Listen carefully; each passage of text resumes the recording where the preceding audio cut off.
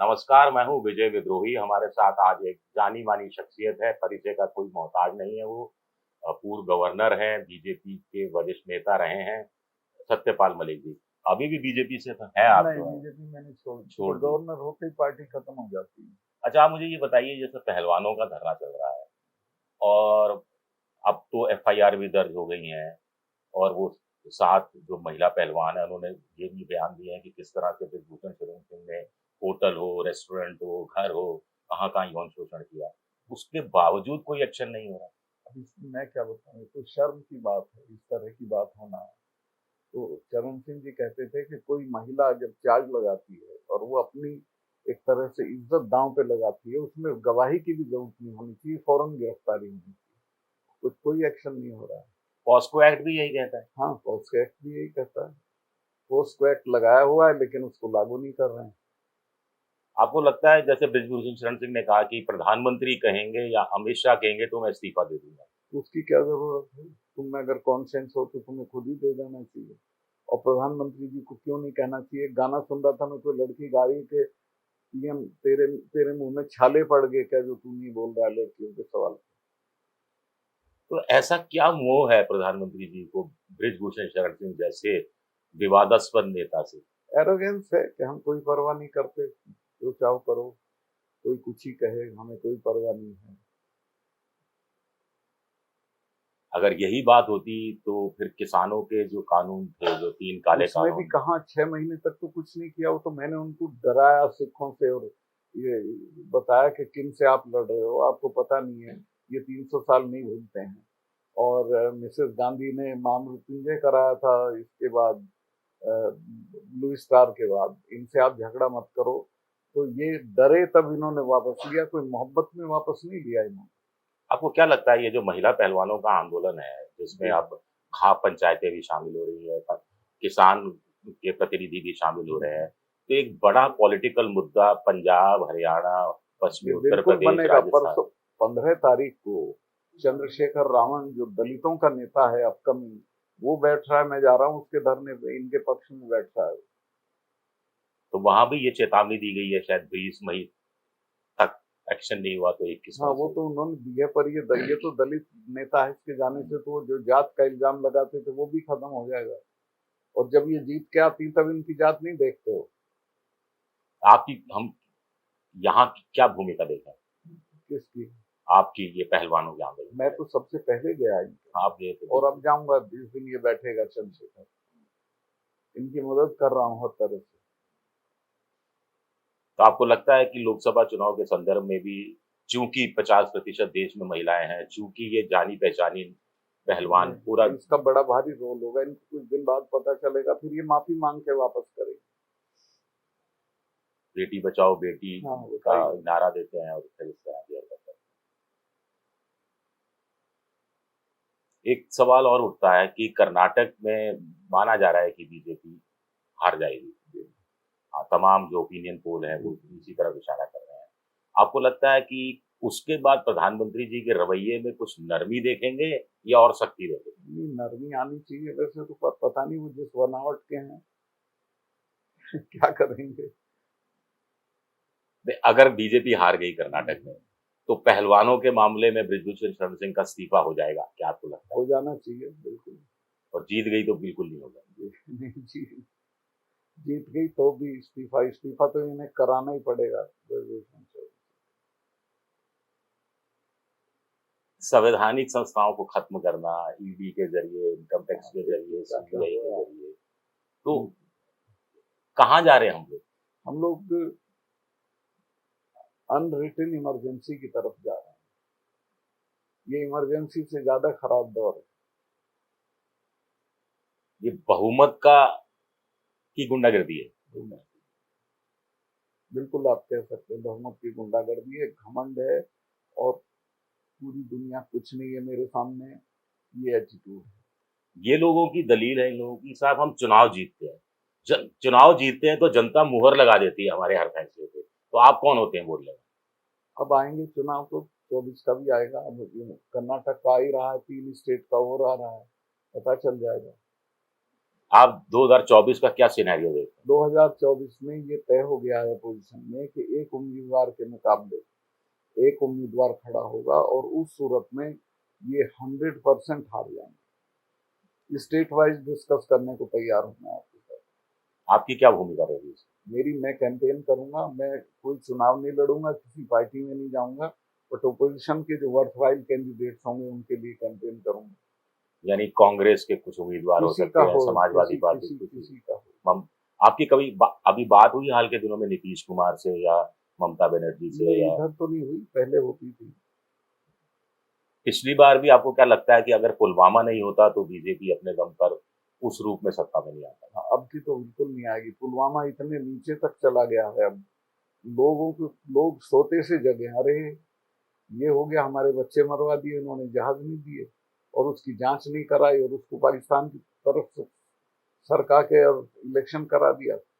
अभी कर्नाटक चुनाव में जैसे प्रधानमंत्री ने बजरंग बली वाली बात कही, ये तक कह दिया कि बटन दबाइए तो बजरंग बली जोर से बोलिए, नारा लगाइए।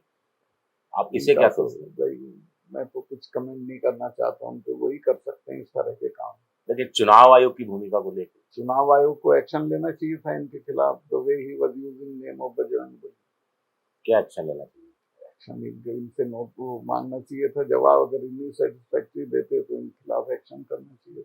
आपको लगता है प्रधानमंत्री को प्रचार पर रोक लगा देनी चाहिए? बिल्कुल लगा देनी चाहिए। पुलवामा 2024 में नए रूप में सामने क्यों नहीं आ सकता?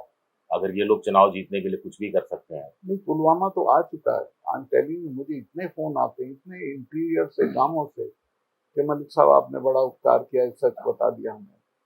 लोगों में इतने नीचे तक पुलवामा चला गया है कि इनसे संभाले नहीं संभलेगा। आपने जो बातें कही थी हाल में, उसके बाद सीबीआई आपके घर पहुंची, तो वो पूछताछ खत्म हो गई या अभी तक तो चल रहा है? क्या पता किस दिन चल दें उठ के, हमें और कुछ पूछना आ जाओगे। जो शिकायत कर रहा है उससे पूछ रहे हैं, जिनकी शिकायत कर रहा है उनसे नहीं पूछ रहे हैं।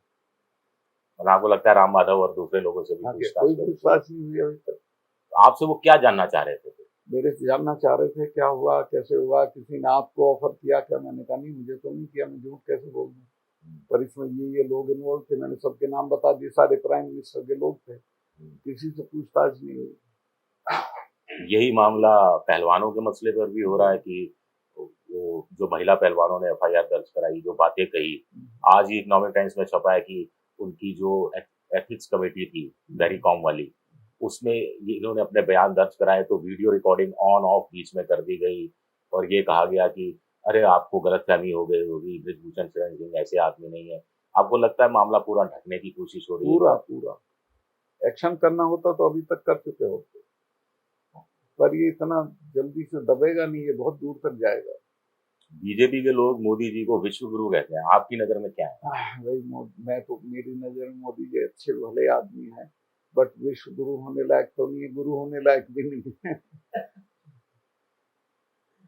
लेकिन ये मैं जानना चाहता हूँ, जैसे आप तो उनके बहुत बार मिले हैं, तो ये सत्ता का गुरूर है, क्या है ये? सिर्फ और सिर्फ सत्ता का गुरु। या इनको भरोसा है कि विपक्ष एक नहीं हो पाएगा और टीना नहीं फैक्टर नहीं, वो चलेगा? तो इनको पता है कि एक हो जाएगा, लेकिन ये जब तक सत्ता में है तब तक घमंड में रहेंगे। अभी तो मुझे एक मिनिस्टर ने बताया कि सतपाल भाई, ये फोटो फ्रेम में भी बर्दाश्त नहीं करता है, धक्का दे देता है। वो तो अभी हमने कर्नाटक में भी देखा। हाँ, मैं अडानी वाले मामले पार्लियामेंट में बोला, कुछ नहीं बोला सिवाय इसके कि मैं एक अकेला, मैं क्या बात है, जवाब दो जो चार्ज लगे। उन्होंने कहा मैं अकेला सब पर भारी। हाँ, आपको लगता है सब पर भारी पड़ेंगे? इस तरह की बात जिसने भी कही है उसका पतन निश्चित होता है। अच्छा, एक चीज मैं आपसे जानना चाह रहा था कि जैसे आपने कश्मीर के मसले पर दो बड़ी चीजें कही थी, एक पन बिजली योजना और एक जो हेल्थ वाला जो था, उसको लेकर, तो उसको आपने भी सवाल उठाया, लेकिन आपको लगता है कि कोई पीआईएल लगनी चाहिए थी या कोर्ट में ये मामला जाए या फिर उस रूप में कि विपक्ष उसकी संयुक्त रूप से जरूरत नहीं उठाए? थी, तो मैंने जब कैंसिल कर दिए तो चूंकि वो जिसको कहते हैं ना कि एक्ट तो कमिट ही नहीं हुआ, हम्म। कैंसिल हो गया, तो पीआईएल की जरूरत नहीं थी। मैंने जो बोला उसमें इन्होंने एक सीबीआई करा दी, तो उसमें उनसे पूछताछ कर लें। प्रधानमंत्री मोदी नहीं रहे सत्ता में, तो योगी जी आ गए, तो कोई बदलाव देखते हैं आप? ऐसा दुर्भाग्यपूर्ण दिन नहीं होगा देश के लिए। आ, ये मोदी जी हटेंगे तो कोई और आएंगे, योगी जी नहीं आएंगे। लेकिन सर, विपक्ष में भी इतनी ईगो प्रॉब्लम है छोटी नहीं, छोटी बात पे। कुछ नहीं, विपक्ष इस पे तैयार हो गया है कि एक के मुकाबले एक कैंडिडेट लड़ाए। और संभावित प्रधानमंत्री कौन होगा? उसकी कोई जरूरत नहीं अभी डिस्कस करने की, वो जब जीत के आ जाएंगे एमपीज तब जीता देखा जाएगा। आप ये बताइए, जैसे राहुल गांधी को अपने आप को प्रधानमंत्री के रूप में पिच करना चाहिए या नहीं करना चाहिए? नहीं, वो तो खुद ही नहीं कर रहे हैं, क्यों आप उनको विचारों को गलत लाइन पे डाल रहे हैं? मैं नहीं कर रहा, खुद ही मना कर रहे हैं। कांग्रेस में कुछ लोग आ रहे हैं, जयराम रमेश जैसे वो लोग। उनके शुभ चिंतक नहीं। राहुल गांधी की करेक्ट लाइन कि मैं उम्मीदवार नहीं। राहुल गांधी पर इतनी भारत जोड़ो यात्रा उनको इतना बदल देगी, आपको उनकी छवि को बिल्कुल अलग कर देगी। आप ऐसा सोचते थे क्या मैं कभी? सोचता था, क्योंकि मैंने नेता देखे हैं जो मेरठ के रहने वाले हैं, मेरठ तक भी हेलीकॉप्टर से जाते हैं। उसने इतनी लंबी यात्रा की। और मैं तो कश्मीर में रहा हूँ, श्रीनगर में जिस दिन वो गया है, सारा श्रीनगर शहर बाहर निकल आया और पड़ती हुई बर्फ में खड़े होकर नंगे सिर बोल रहा है। तो ये मामूली बात नहीं, आज का कोई नेता नहीं करता है इस काम। बीजेपी के मोदी जी के 3 बड़े चीजें हैं जिसके आधार पर वो चुनाव जीतते हैं: राष्ट्रवाद, हिंदुत्व और लाभार्थी। तो इसमें से कहां कैसे विपक्ष तोड़ निकाले जो सत्ता में आ सके? देखिए, पहली चीज आपने बताई राष्ट्रवाद, वो तो पुलवामा से डिस्ट्रॉय हो जाएगा इनका। दूसरे आपने बताई हिंदुत्व। हिंदुत्व। हिंदुत्व जो है, हिंदू जिस दिन दंगा होता है उसके 2 दिन पहले और 2 दिन बाद तक हिंदू रहता है, बाकी समय में वो साधारण इंसान होता है। अब वो चक्कर में नहीं आएगा, उसका शोषण बहुत हो चुका है हिंदुत्व के सवाल पे। और तीसरी चीज आपने बताई लाभार्थी। लाभार्थी वाला इनको बेनिफिट मिलेगा जरूर, पर वो इतना नहीं है कि जीत सकें। आप हिंदुत्व का कह रहे हैं कि वो कुछ समय रहता है, कुछ समय रहता लेकिन है ये लोग तो छोटे छोटे अलाव जला के रखते हैं, यहाँ थोड़ा गरमा दिया, यहाँ हाँ, थोड़ा गरमा दिया, वो यहाँ करेंगे, गरमा पर दिया। लोगों की समझ में आ रही है चीजें। उत्तर प्रदेश में चुनाव है तो हलाल हिजाब वाला इश्यू कर्नाटक में ला दिया। लोगों की अब समझ में आ रहा है। जब बजरंग दल की तुलना ये बजरंग बली से की, अब तो आप हंसे या क्या नहीं, किया? मुझे बहुत तकलीफ हुई कि इलेक्शन कमीशन ने कोई इनके खिलाफ एक्शन नहीं किया। लेकिन ऐसी आपको आपको कभी लगता है, आप तो बीजेपी में इतना लंबा अरसे रहे हैं, कि बीजेपी के नेता इस चीजों को इतने सालों से जब्त कर रहे हैं पिछले 2014 से, तो उनका कहीं ना कहीं गुस्सा क्या उभर कर किसी दिन सामने आएगा? जैसे कुछ कांग्रेस में से जैसे वीपी सिंह बाहर नहीं निकलते, कुछ लोग तो बोफोर्स वाला मसला ऐसा नहीं होता। कुछ लोगों का आ रहा है। अगर ये 200 से नीचे सीट इनकी चली गई, जो चली जाएंगी, तो बीजेपी के अंदर ही रिवोल्ट होगा, लोग इनको कहेंगे हटो। हम लोग 2024 में आपको किस भूमिका में देखें? मुझे आप एक कैंपेनर की भूमिका में देखें, जो डट के मैं कैंपेन करूंगा इनके अगेंस्ट। अब जहां भी धरना होता है, आंदोलन होता है, लोग आपको बड़ी उम्मीद से देखते हैं। आपको लगता है इस नाते भी आप पर जिम्मेदारी थोड़ी बढ़ गई? बिल्कुल बिल्कुल, मैं सब जगह जा रहा हूँ। अभी मैं 15 तारीख को जा रहा हूँ, वहाँ क्या है राणा, खटखट टोल, हाँ हाँ, जींद में है वो जगह। फिर यहाँ आ रहा हूँ आपके नोखा में, जहाँ बुलाते हैं लोग, मैं जाता हूँ। और आपकी सुरक्षा नहीं बढ़ाई गई? सुरक्षा हटा ली गई थी। हाँ, हटा, उसके बाद अभी नहीं कुछ बढ़ाई? नहीं किया, तो करेंगे भी नहीं। आपको लगता है अमित शाह और मोदी मिलकर चलते हैं, या अमित शाह के कहने पर मोदी चलते हैं, या मोदी के कहने पर? दोनों मिलकर चलते हैं, पर real culprit mister Narendra Modi. BJP के लिए लॉन्ग टर्म में ये कितना ठीक है या कितना गलत है कि एक व्यक्ति पर पूरा सब कुछ एक व्यक्ति कर रहा है? और वो किसी पार्टी के लिए ठीक नहीं है। बीजेपी जैसी कैडर बेस्ड पार्टी, हाँ, उसको बिल्कुल गलत है। संघ पर ऐसा क्या दबाव है जो संघ भी कुछ नहीं बोलता? संघ भी मिठाई खा रहा है। संघ के जो बड़े नेता हैं, जो शीर्ष के हैं, वो ज्यादा इनके असर में नहीं है। लेकिन नीचे तो इन्होंने, आप देखिए जितनी सेंट्रल यूनिवर्सिटीज हैं उनके वाइस चांसलर बनाए जो इंटरमीडिएट के प्रिंसिपल नहीं हो सकते, संघ के कनेक्शन होने की वजह से। अभी आप कह रहे हैं कि विपक्ष एक होकर लड़ेगा, ये सब है, लेकिन राजस्थान में हम देख रहे हैं कि अशोक गहलोत बनाम सचिन पायलट हो रहा है। आप कोई कोई राय देना चाहेंगे? मैं उनके झगड़े में कोई राय नहीं दूंगा, दोनों विद्वान आदमी हैं, उनको लड़ना नहीं चाहिए। लड़ने की अब पायलट को भी ये सोचना चाहिए ये टाइम नहीं है लड़ने का। इस वक्त मिलके चुनाव लड़ें, उसके बाद लड़ने। आपको लगता है इसमें आला कमान की भूमिका बड़ी होनी चाहिए समझाने की? आला कमान की कौन सुनता है आजकल? लेकिन जैसा आपने कहा कि कर्नाटक हारेंगे, उसके बाद बाकी राज्य हारेंगे, लेकिन ये जो झगड़ा चल रहा है इसके चक्कर में तो उसके बावजूद यहाँ हारेंगे। वसुंधरा जी भी नाराज हैं।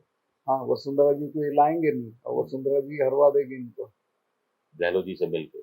मिलके या बिना मिले। वो कैपेबल हैं ये करने।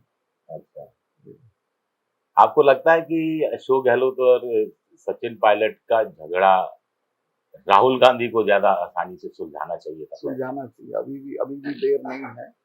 हाई कमान को इसमें पढ़ के सुलझाना चाहिए। जैसे उन्होंने भारत जोड़ो यात्रा के दौरान कहा था दोनों एसेट हैं, अब दोनों एसेट हैं, एक सेट है एक अपसेट है, तो क्या करें फिर? ये दोनों को मिलाना चाहिए बुला के। आप होते तो क्या सुझाव देते? नहीं, मैं तो ये सुझाव देता, दोनों को बुलाओ, करोगे इस वक्त झगड़ा खत्म करो, बाद में देखेंगे। सचिन को क्या सुझाव देते? सचिन को सचिन की सारी उम्र पड़ी है, अभी नया लड़का है, उसे क्या आफत है एकदम चीफ मिनिस्टर बनने की? चुनाव हो जाने तो तब बन जाना है। और गहलोत को? गहलोत को भी यही देते कि हम सचिन को तुम्हारे खिलाफ नहीं भड़का रहे हैं। गहलोत से ये नहीं कहते 2 बार 3 बार मुख्यमंत्री बन गया, बहुत हाँ हुआ नहीं, वो अब गहलोत के बारे में एक बार श्योर हो जाएगी, वो अब चीफ मिनिस्टर बनने का इच्छुक नहीं है, वो सिर्फ सचिन को रोकने तक का इच्छुक है। लेकिन उस चक्कर में पार्टी तो रसातल में जा हाँ, रही है। नुकसान हो रहा है। हाईकमान को उसमें एक्शन करना चाहिए। आप एक किताब लिखने वाले हैं, जी, मैं आखिरी सवाल। किताब मैंने लिख रखी है लगभग, लेकिन मैं बता नहीं सकता कहाँ रखी है, साले रेड करा देंगे उस किताब। नहीं, मैं नहीं जानना चाहता कि आपने कहाँ रखी है, मैं तो जानना किताब चाहता हूँ मैंने कश्मीर पे किताब लिखी है और मैं उसको छपवाऊंगा। तो बहुत चौंकाने वाली कुछ हाँ, ऐसी बहुत चीजें सारी हैं चीजें जो लोगों को नहीं मालूम है। जिसका जिससे मोदी भी कटघरे में आएंगे। हाँ हाँ, बहुत सारी चीजें। मेरी तो बड़ी उत्सुकता हो रही है हाँ जानने नहीं, की। मैं आपको बताऊंगा कभी मौके पे। लेकिन आप चाहेंगे कि किताब 2024 के लोकसभा हाँ, चुनाव उससे से पहले आ जाएगी। पहले आ जाए, तो पूरा कश्मीर पर केंद्रित है वो किताब? पूरी कश्मीर पे केंद्रित। थोड़ा सा हिंट दे दीजिए। नहीं। बहुत सारे काम हुए, जो मेरा तजुर्बा है वहां, मैं वो बताऊंगा कि ऐसे ऐसे मतलब पर्दे के पीछे पर्दे के पीछे। कुछ ऐसा जो आपको जिसमें लगा हो कि कश्मीर की समस्या बनी रहे, ऐसी व्यवस्था चाहते हैं लोग? ये तो खैर हल नहीं करना चाहते, कश्मीर तो हल हो सकता था, और मैं आज भी श्योर हूँ, मुझे छोड़ दें, मैं कश्मीर का मसला हल कर दूंगा। लेकिन ये नहीं, इनके लिए कश्मीर में उपद्रव होना इनके लिए जरूरी है, वोट बैंक के लिए। चलिए सर, शुक्रिया, बहुत बहुत शुक्रिया। बहुत अच्छा लगा विजय जी, और मैं अब जब भी जयपुर आऊंगा आपसे जरूर। हाँ बिल्कुल बिल्कुल।